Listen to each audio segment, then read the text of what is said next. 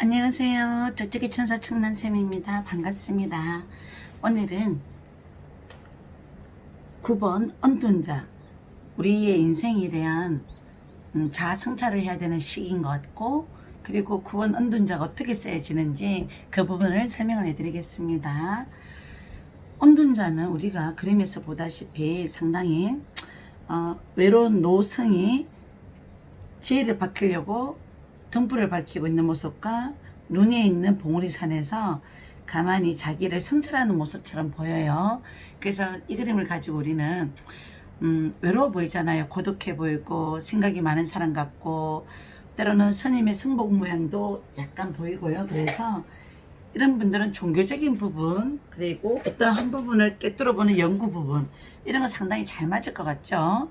실제로 그렇습니다. 우리가 뭐 진로를 약간 좀 있다가 직업선 어떨까요? 라고 약간 보시면 어느 정도 직업은 한 분야를 꿰뚫어보는 연구원, 탐구원, 탐사, 뭐 종교에 기인하는 직업들, 교직 직업들, 고시생, 준비생, 공무원 준비생, 이거 다 나와요. 그리고 우리가 이제 차근차근 이제 설명을 해드리면 9번 언둔자의 어떤 숫자 9번은 우리가 타로가 메이저 카드가 0번부터 21번까지 있는데 또 때로는 중간 숫자 10번 되기 전에 숫자죠. 그래서 우리가 어느 정도 완성의 수라고는 할 수가 없을 수도 있어요. 그래서 가끔 불안정한 수라고 나오는 데도 있어요. 10번의 숫자 전 단계라서 그럴 수 있고, 이 부분은 우리가 현실 세계에 있어서는 완벽한 존재가 아니라서 그런 의미도 있지 않을까 싶고요. 그리고 또 종교라든지 철학이라든지 정신 세계에 있어서는 완벽한 완성의 수기 때문에 완전한 수, 온전한 완성수라고도 얘기를 해줘요. 9번이란 숫자가. 때로는 해석 차이는 있습니다. 그 부분에 대해서 9번이라는 숫자가 어떤 책에는 완전한 수, 완성의 수라 하는데 어떤 데는 또 불안정한 숫자라 하더라. 그런 의미를 많이 두시지 마시고요. 해석 차이가 정신 세계에 대한 어떤 해석관에 있어서는 도를 완벽하게 거의 닦았던 수준에 해당하기 때문에 정신 세계나 연구나 학문에 대해서는 완성의 숫자라고 해석해 주고요. 그리고 인생살이에 대한 부분은 완성을 못했습니다. 자기도 자기 인생을 잘 몰라서 고독한 외로움에 빠지는 존재이기 때문에 그렇습니다. 그리고 기다림. 9번이라는 숫자는 10의 완성 숫자를 다가기 위한 기다림의 숫자도 돼요.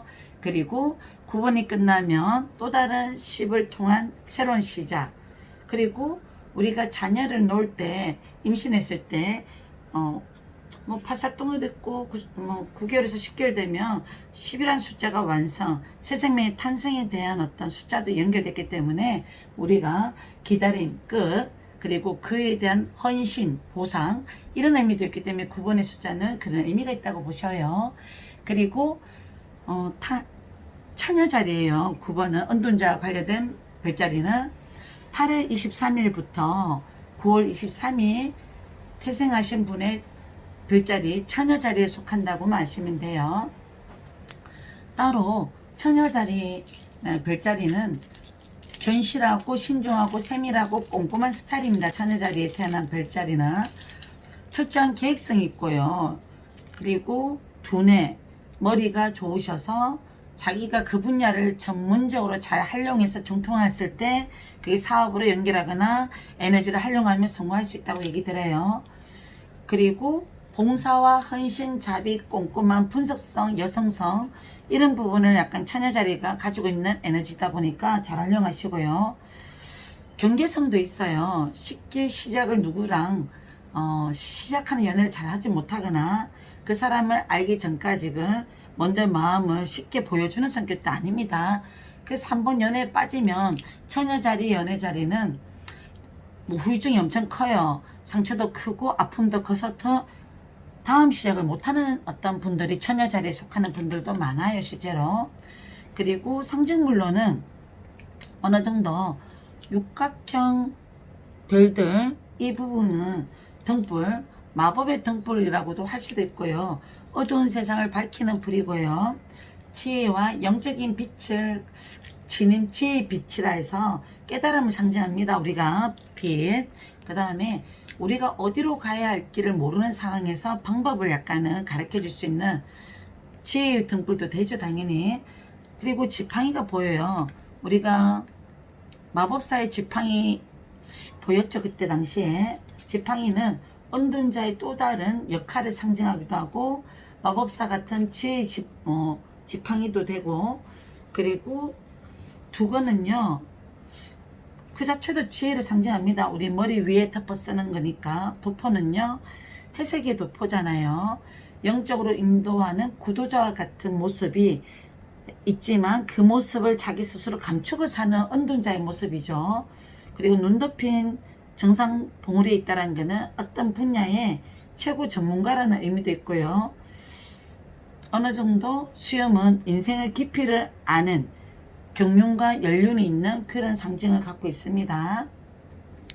그리고 은둔자의 성향을 한번 보시면 이분은 주변 세상을 바라보고 생각하는 게 아니라 자기의 어떤 보여지는 어떤 현실 세계, 자기 공감대, 자기가 좋아하는 신념들, 관심 있는 분야들, 한 분야에 관련해서 상당히 생각하고 자기가 관심 있는 분야만 몰두하는 성향이라 보시면 돼요.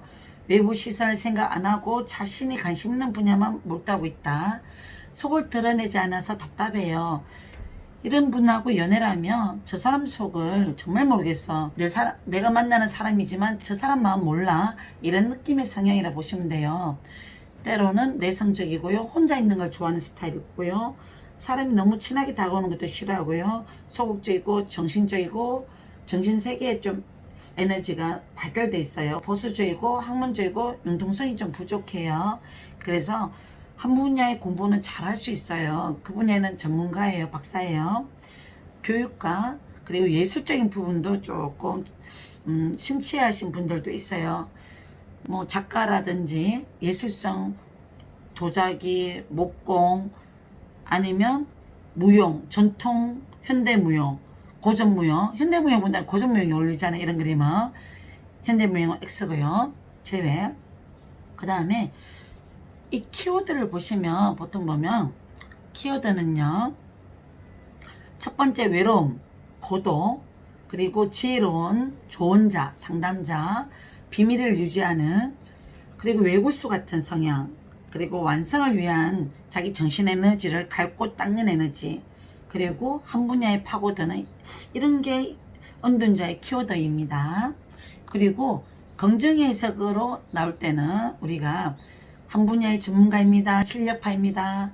학문의 깊이가 엄청 돼 있는 분이라 해야 되고 정신적인 어떤 부유함이 있는 분이고요. 심사숙고하는 사람이에요. 신중해요. 어떤 자기가 아는 분야를 신중히 가르치고 싶어 하는 분야도 있기 때문에 남에게 자기 어떤 인생 깨달음을 가르쳐 주고 싶어 하는 좋은 자 역할을 잘해요. 고독을 즐길 수 있어요. 혼자 있어도 심심해 하진 않아요. 그리고 남한테 요구도 먹기 싫고 자기 관리를 잘하는 성격도 있고요. 직관력과 통찰력이 있는 분이고요. 사리분별력이 있다. 그래서 이런 부분들을 긍정적 에너지라고 하세요. 부정적 이미지로는 이 사람 똥꼬집 있어요. 남말 안 들어요. 남들의 조언을 안 들어요. 자기가 조언해주는 성격이에요. 그래서 고집이 세다. 대인관계가 약하다. 너무 침묵을 해서 답답한 스타일이다. 연애를 할 때 표현도 잘 못한다. 자기 인생을 답답한 줄 잘 몰라요. 자기 인생이 답답한 걸 잘 못 고쳐요. 그냥 다 이렇게 사는 거지 뭐. 그냥 고뇌와 번뇌와 답 없는 생각으로 일관하는 성격도 있어요. 역방향으로 나왔을 때 카드가 어느 정도 스승의 자격이 없다라는 얘기도 하는 부분도 있고 지혜롭지 못하다라는 뜻도 있고 자기 분야는 잘하는데 인생사 지혜는 잘 모른다라는 해석도 있고요. 융통성이 부족하다.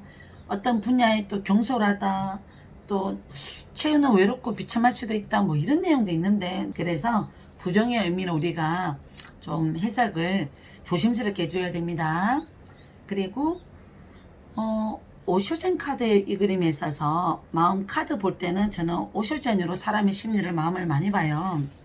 상대방이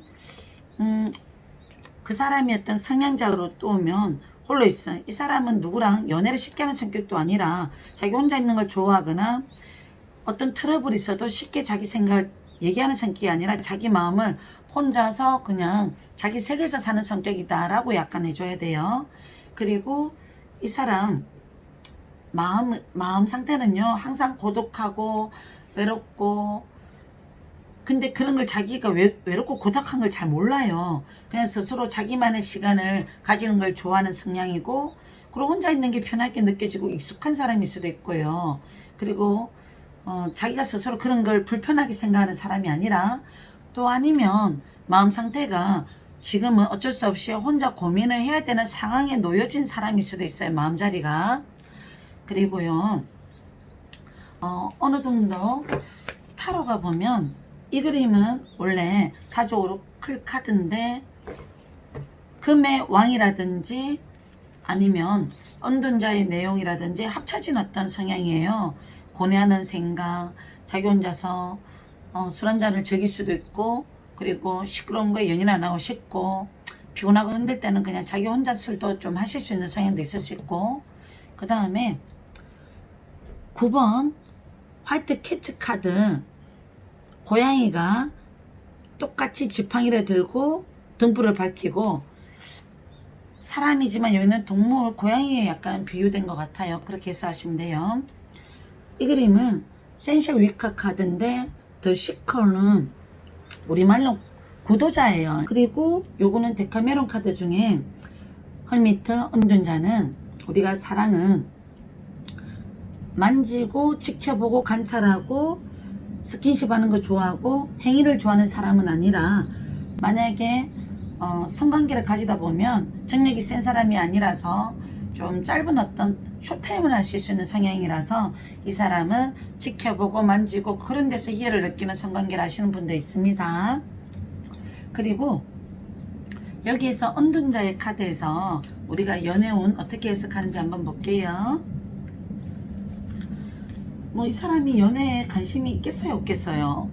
별로 없게 느껴지잖아요. 그림 자체가 자세히 쳐다봐요. 자기 어떤 무언가 외로움에 사로잡혀 사는 사람이라서 이 사람은 자기 혼자서 연애에 별로 관심 없는 사람이라고 해주면 될 것 같고요. 누군가가 알아서 와주기를 바라고요. 누군가가 생겨도 선뜻 그 사람을 맞춰야 되고 신경 써줘야 되고 이런 부분에 귀차니즘이 좀 있는 사람일 수도 있어요. 그래도 생겨도 연애운이 생겨도 좀 이 사람은 자기하고 좀 안 맞는 성향이 좀 느껴지거나 연애가 좀 연애를 해도 왜 행복한지 잘 못 느끼는 사람들, 자기만의 세상에 빠진 사람들, 그래서 관계 유지가 좀 어려운 스타일이에요. 그래서 연애운 자리에 그 사람 성향 자리에 뜨면 그 사람 성격이 이런 게 있다 보시면 되고, 결과 자리에 뜨면 관계 유지를 하기 쉽지 않은 성격이라서 말을 잘 안 하는 성격이 있고, 뭐가 문제인지 답답한지 그걸 얘기도 잘 안 하는 성격이 있다고 얘기해 줘야 되겠죠. 그러면 연애운으로서는 좀 약하겠죠. 자, 이미 만나고 있는 커플 운에서는 어떻게 해석을 해야 되냐면, 이 사람이 자주 못 만나는 상황이 있거나, 때로는 그 사람 입장을 많이 이해해 줘야 되는 성향이 있거나, 성격이 좀 때로는 안 맞아서 그런 상황이 있을 수도 있어요. 그 사람이 속을 다 털어놓지 않아서 답답할 수도 있고요. 말하다가도 대화가 안 되면 부딪히기 싫어서 피해요. 입을 딱 다물거나 이런 연애하는 성향입니다. 자, 지금 이 카드에서 우리가 실전을 한번 볼게요. 연애운, 실제로 나는 연애운 될까요? 라고 약간 생각했을 때 이 카드를 넣어서 약간 설명한다면 연애가 잘 될까요? 매직 7법 배열법을 또 써볼게요.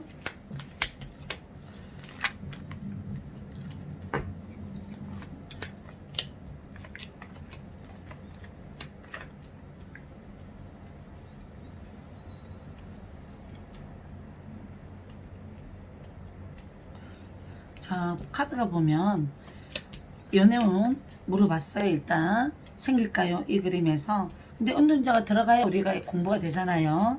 자, 여기를, 자, 여기 문제 그는 자리, 과거 이 자리를 놓고 해석을 하면, 이 사람 자체가 이미 과거에 누구를 만나봐도 탐탁지 않았거나 스스로가 별로 관심이 없는 연애 성향이 다가왔거나 내가 좋아하는 이상형이 들어오진 않아서 고민하다가 연애하다가 조금 자기하고는 안 맞는 과거의 연애를 해봤거나 아니면 이 사람이 누굴 정리했거나 자기하고 성향이 안 맞아서 정리를 했거나 그럴 때도 뜨기도 떠요. 자, 성격 자리에 그 사람의 어떤 성향 자리 타로를 보러 온 내담자의 성격이 조금 고지식하거나 보수적이거나 자기 생각을 먼저 잘 드러내지 않거나 처녀 자리의 연애 성격이 있어서 쉽게 내 마음에 와닿는 성향이 아니면 말을 먼저 건네거나 얘기하는 성격이 아니라서 좀 지켜보는 연애를 하는 상황이라서 타이밍을 놓칠 수도 있어요.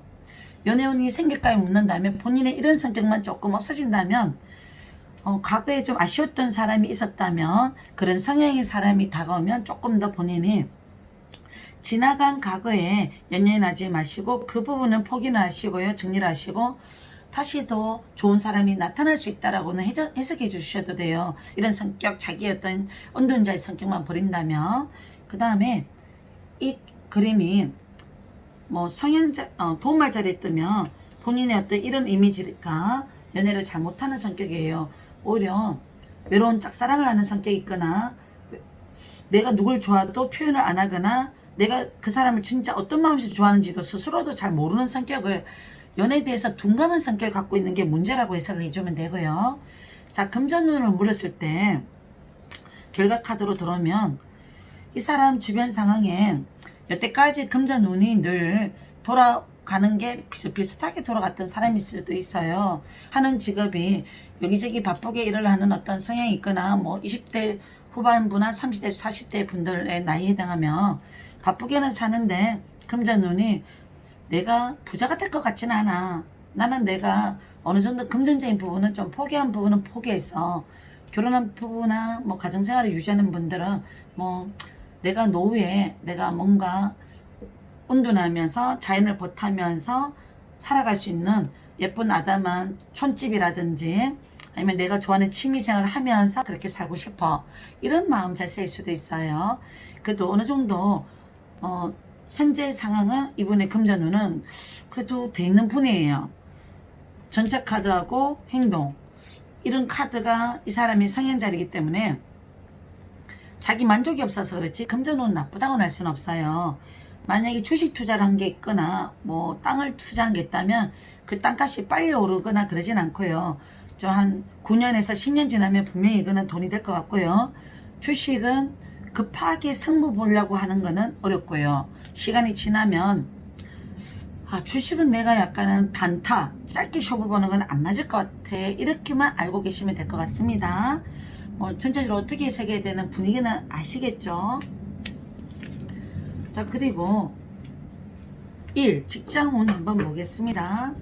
직장운에서는 일단 이 사람 자기 직장을 재밌어서 하는 성격은 아니겠죠. 그냥 내가 이 일을 하면서 그만둘 수도 없고 재밌어서 하는 건 아니지만 하던 일은 계속 해야지 뭐. 그래서 어느 정도 하던 일을 그만두기 어려운 상황에 처해 있거나 그냥 그 일을 해야 되는 입장일 수도 있어요. 자기 사업을 하고 있는 분이 이 그림이 뜨잖아요. 그러면 자기가 원하는 대로 사업이 뭐 대박이 나 있거나 그러진 않아요. 그냥 어쩔 수 없이 고수해야 되거나 이대로 가기에는 뭔가 답답해서 고민해야 되는 입장이 있을 수 있다. 그런 상황에 처해 있거나 이렇다 해석해 줘야 되겠죠. 그리고 일은 하기 싫은데 할 말 못하고 답답하게 일하는 스타일도 돼요. 직장생활 하는 사람은 성격 자료에 나타나면 그냥 이 일을 할 거면서 답답한 건 있지만 그냥 일일 하나하나 상사한테 말하고 그런 성격도 못 돼요. 그냥 일하기 싫을 때가 늘 많아. 딴 사람들도 너 그렇게 일하고 있겠지 내처럼. 일하기 싫어도 뭐 일 좋아하는 사람이 어디 있겠어. 그냥 푸념하는 마음가짐만 있는 것 같아요.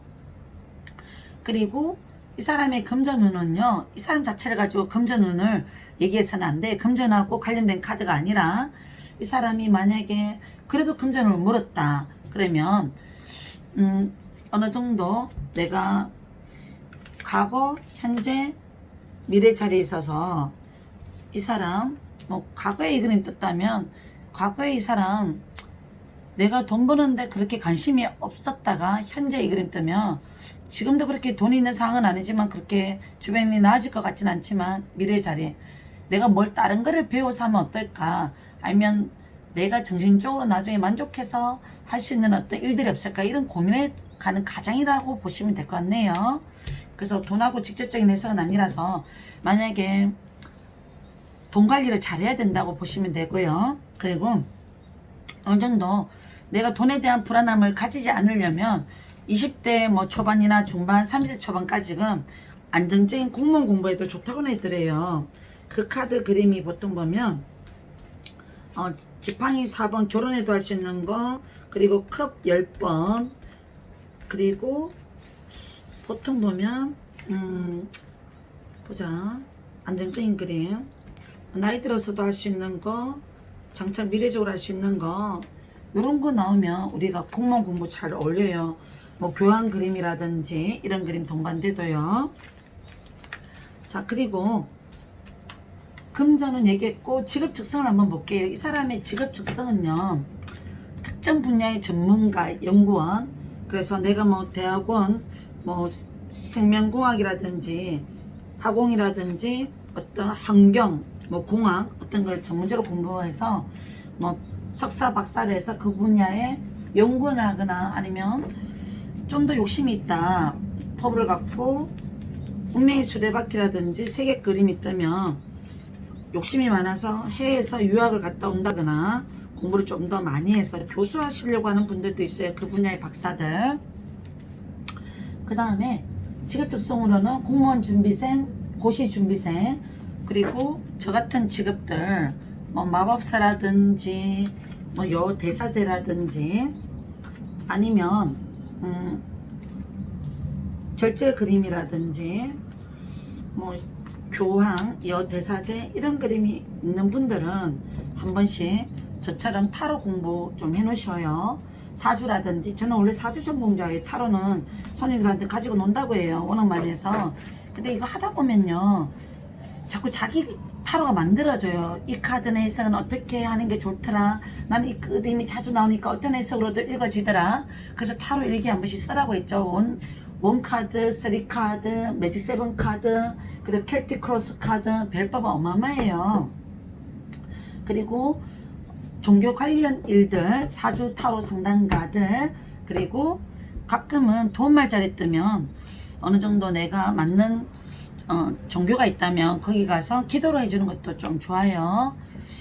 자, 그리고 건강운으로 물었을 때는 이 카드 자체로 뭔가 그림으로 해석하기에는 좀 그렇고, 이분의 나이대가 뭐 40대, 50대, 뭐 그런 분들은, 60대는 뭐 노인성 질환, 이 그림이 수염 때문에 그런지 나이가 들어 보이잖아요. 치매, 뇌 심혈관 사고, 그리고 참다가 오는 병, 혈액순환 관련 질환들, 그리고 눈에 있기 때문에 차갑잖아요. 나이가 드신 분들은 60대, 70대는 어지럼증, 신경계통, 손발 수족냉증, 수족저림 증상, 손발 저림 증상 한 번씩 60, 70대, 50대 후반부에도 이 그림 뜨면 그런 게 나온 적도 있고요.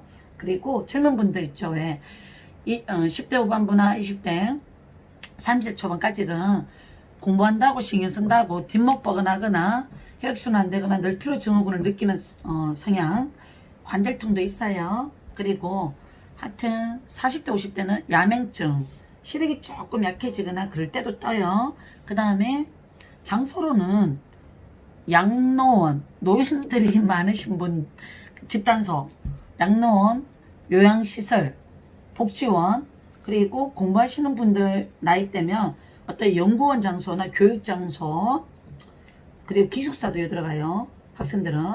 그리고 종교 관련 장소, 그리고 산소, 뭐 기도하시는 분들 산소, 그 다음에 한적한 곳, 교회가 아니라 그렇게 해석하시면 돼요. 그리고 어느 정도 우리가 아까 카드 잠깐 더 짚어보면, 홀로 있음, 오쇼젠 카드에 있어서 빛도 있고 지팡이도 있고 나이가 들어 보이죠. 이 그림하고 비슷해 보여요. 절벽 위에 노인이 자기 인생의 빛을, 좀 좋은 일이 있겠지, 깨달은 구도자였던 삶들 똑같아요. 이 친구도 절벽이라든지 바위, 눈이 덮인 산들은 인생의 고난과 세속적인 인간 세상, 인간의 고난, 역경, 세속, 그런 상징을 하고요. 맨 빛과 나무는 희망이라고 보시면 돼요. 그리고 성격은요, 내성적이고 사색적이고 보수적이고 현실 도피형이지만 생각이 깊고 인생 경험이 많고 산전수전 겪은 어떤 느낌의 구도자의 스타일이라고 보시면 돼요. 연애는요, 이 그림이 있다는 사람들은 독신주의자도 많아요. 결혼 별로 생각이 없어요.